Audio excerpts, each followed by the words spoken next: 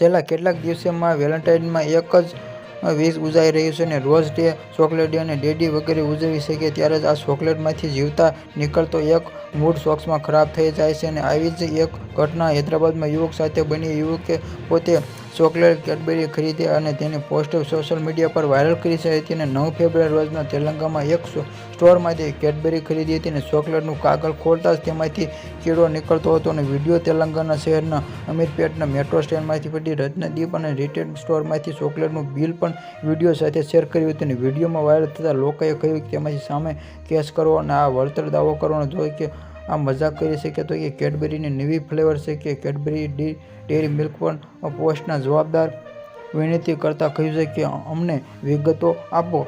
Subscribe my channel.